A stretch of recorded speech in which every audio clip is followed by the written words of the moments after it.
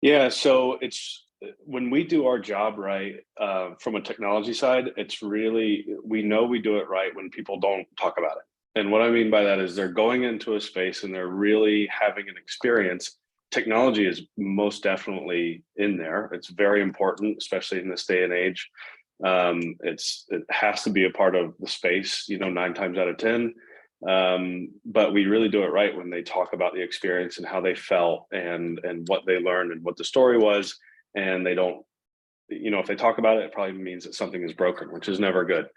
Um, so it's really about that fusion between physical, digital, architecture, storytelling. So the biggest thing that we can do is just start by listening and understanding, and that's how we figure out how to use technology in meaningful ways.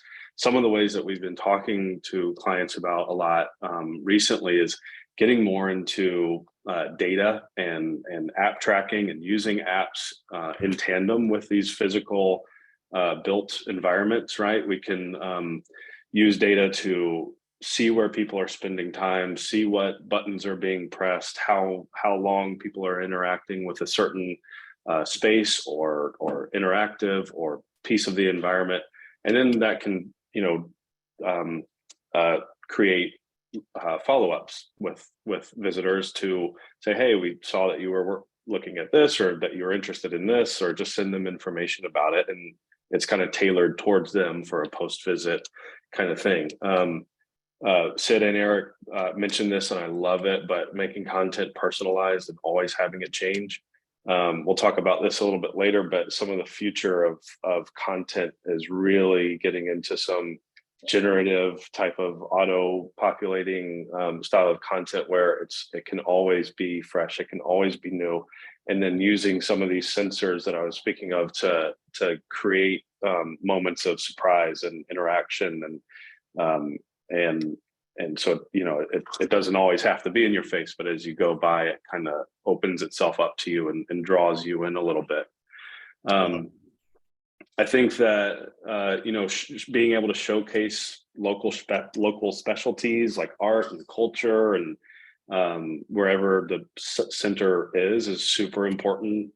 We can do that by bringing in that data, like I was saying, and really populating a screen or whatever it is with that kind of those local tangible items. And a big thing too is, let's not forget about audio. People talk about using big screens and LED and touch interaction and all these things, and it's all great and it's all still here, but I think that spatial and 3D kind of audio has come a long way. You can do a lot with the software now to really create a real environment. And when we say immersive environment, which is everyone talks about, this is a really powerful way of creating that. And a way that I like to, it's hard to explain audio without being able to hear it, but a way that I like to try to explain is that you can tell that something is coming from over there, but you don't know that it's coming from a speaker. It sounds like it's just coming from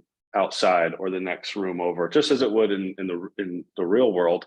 But you can create these little environments and have different spaces within your building that all mean a different thing. So